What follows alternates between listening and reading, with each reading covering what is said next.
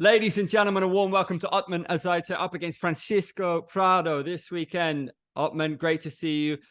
This guy is never won before in the UFC. When you saw him as your opponent, do you think, okay, it's time to really show him what the levels are like in the UFC? I think he already had a fight in the UFC, like in Australia. This is also the only fight what I saw from him. To be honest, for me, it doesn't matter. It's not for me about the opponent. I take always any fight serious, any opponent serious, whether he's in the UFC or just got into the UFC. I have the motto to do and give always my best. And like I said, it doesn't matter who it is, as long like my coaches, my managers fix the fight and prepare me for this fight. Yes. He's a young guy, just 21 years old. What kind of a challenge do you see from him? I I think like anyone, any fighter, like no fighters hide behind his age, or no fighter will see like, oh, I'm young, I have an advantage. Of course, like I think in general, an age, the age of a fighter plays a big role. Uh, how about like the body, how it feels?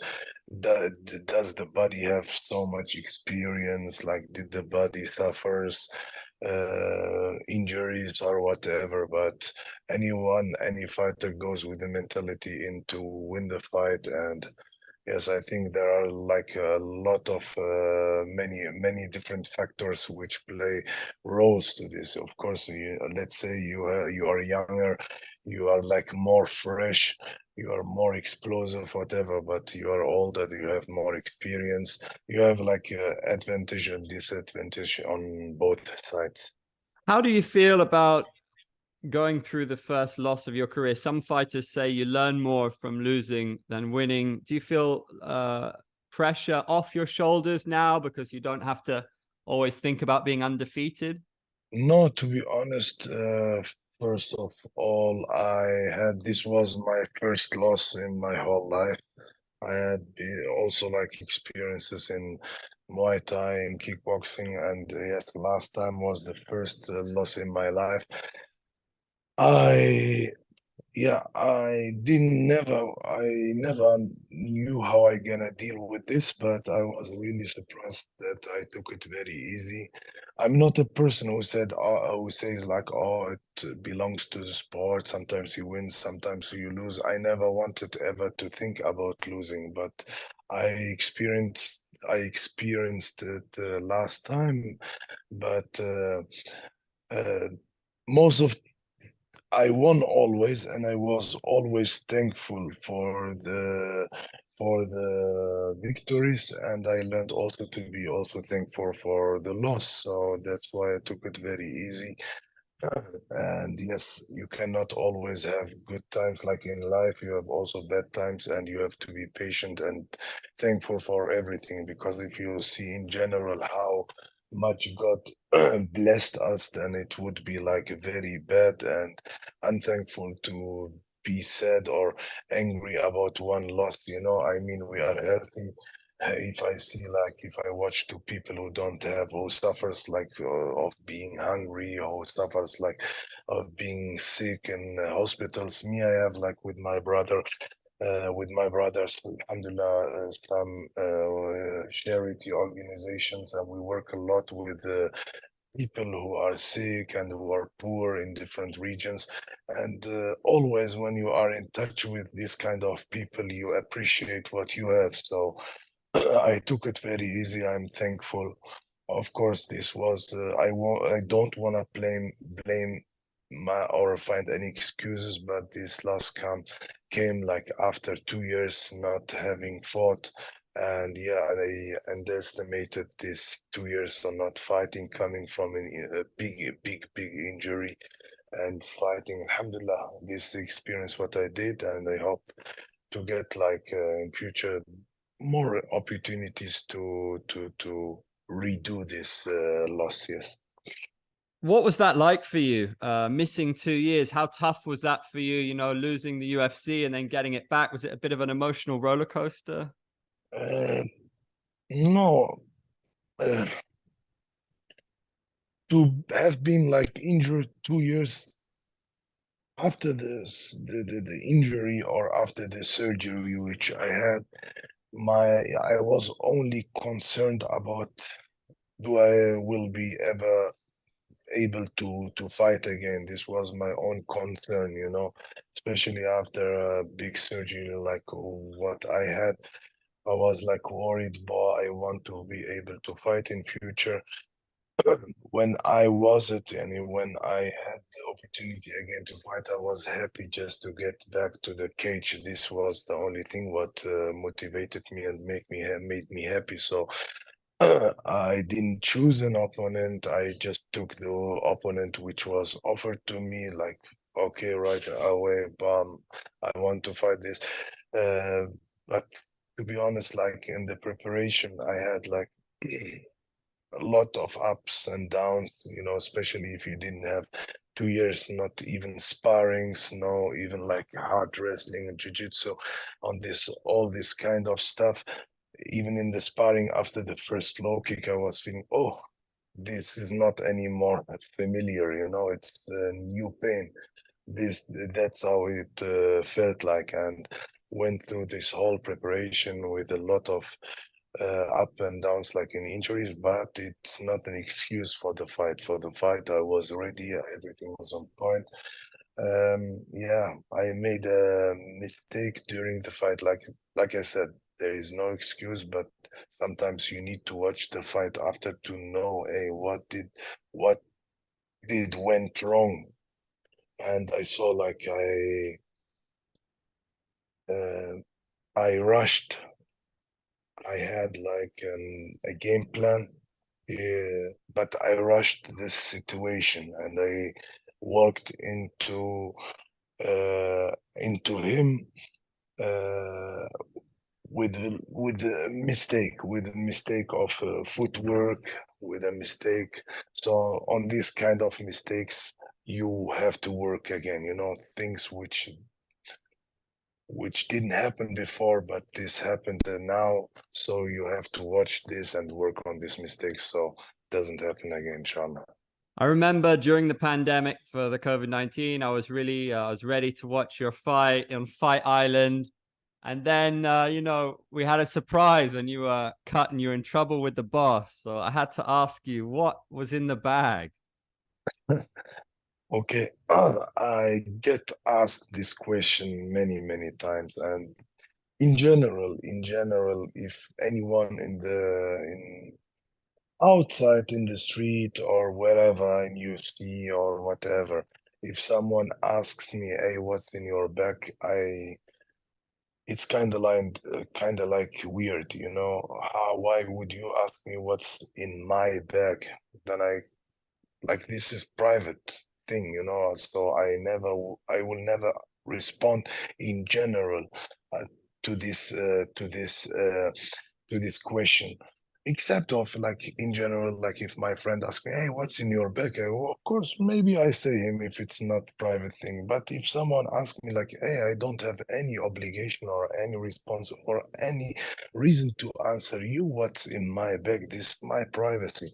But now if I see this whole theories, let's say this would have happened to someone else, and me as an objective viewer who have the experience with UFC. I'm not talking about the UFC fans. I'm talking also now, especially about the UFC people or you media, blah blah blah. Every UFC fighter who checked in this hotel, or whenever you check in a UFC hotel, you come, of course, with your bag, whether from the travel or for the fight, blah blah blah. I never saw any in any event someone looking in the back of anyone or making like control or something. This never happened. So whenever I wanted or a fighter want to bring in to the UFC hotel anything, let's whatever it is, let even go from very knives, weapon, whatever. No one will see it because no one is looking into your back.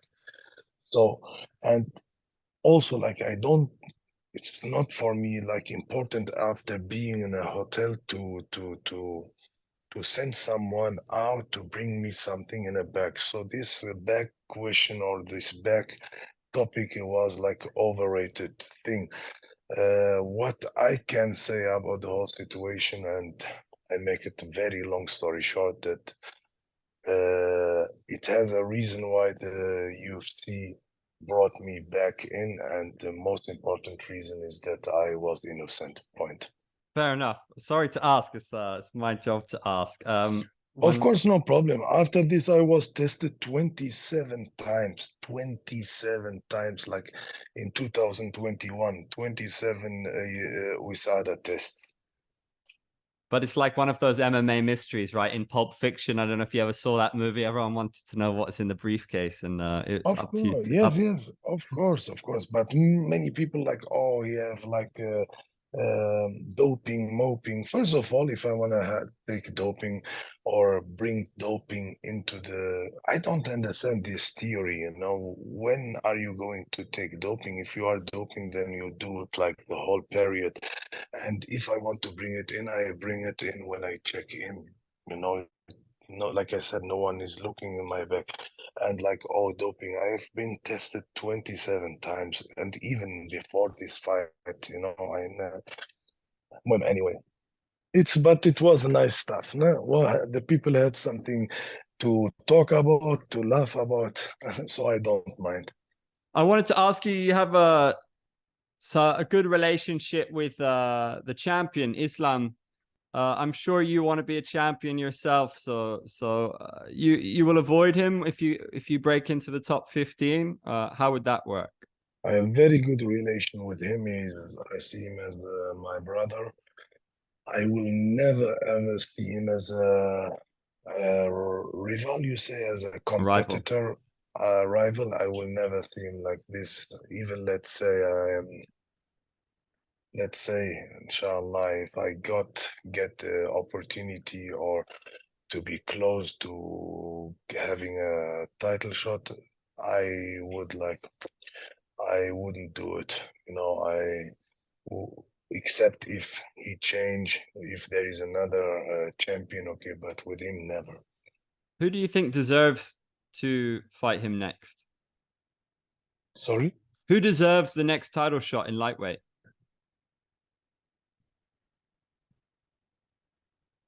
I don't know, like, to be honest, he smashed the one who smashed everyone.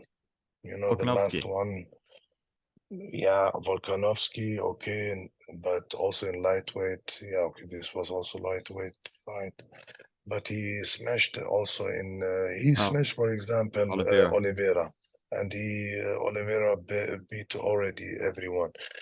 I don't know, it's very hard for the whole top 10 or top five to fight him. It's now just a matter of the management and the UFC to find someone who fits or who gonna make a lot of media and this. But at the moment, I won't say there is someone who can compete with him on this level. Do you think he has what it takes to be the greatest lightweight ever? The greatest lightweight ever.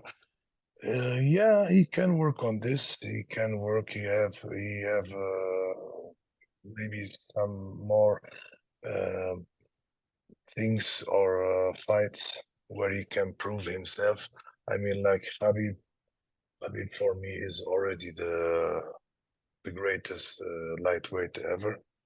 So to beat or to be like Habib's position, he have some still a little bit to prove, but he can. Of course, the potential is always there. We'll finish with a little quick fire if that's okay with you. So in the UFC right now, who is the best wrestler? Right now in the UFC, who is the best wrestler? Um,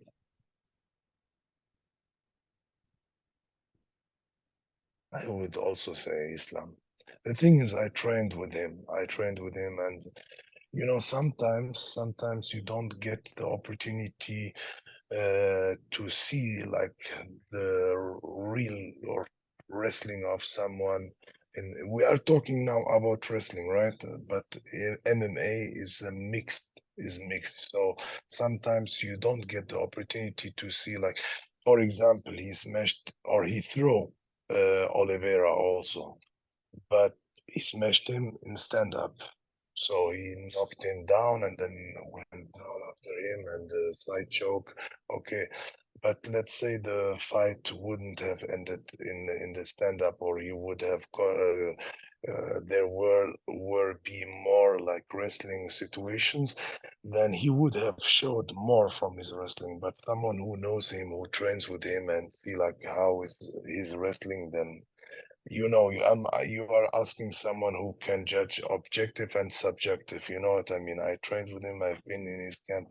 I know the level of his wrestling, the proper wrestling. Like it's very hard to find someone who can compete with him on this level. And I know that he had in the past some fights with people who have also very, very good wrestling. But I know without finding excuses for him, I know that he took some fights where he was really sick. He was sick. He was uh, pulling out a couple days before the fight. His body was weak, but even though he took these fights and won at the end. Who is the funniest character in the UFC?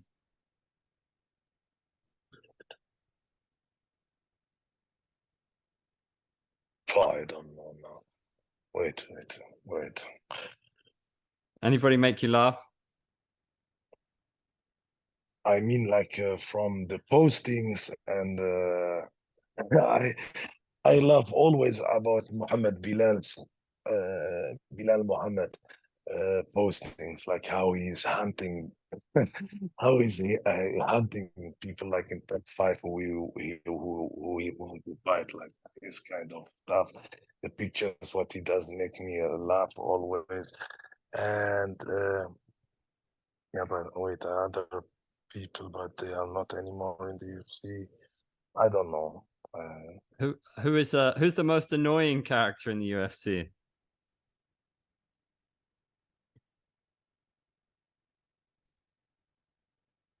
To be honest, I'm not prepared for these questions.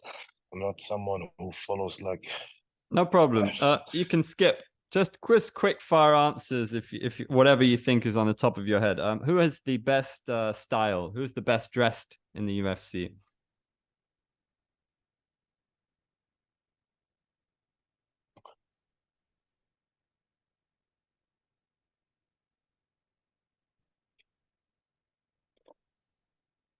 Skip. Who has the best fight IQ?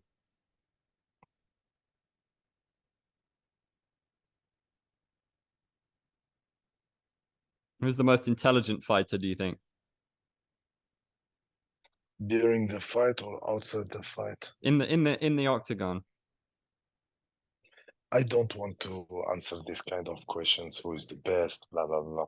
No problem. Okay. And finishing then, who would be your dream fight in any weight class, in the past or present? Who would you fight if you could fight anybody? Um, I would love to know like how strong is Superman. Like this person, I would like fight him because he looks like always very strong. Since I'm also in this team, I am like more Marvel team.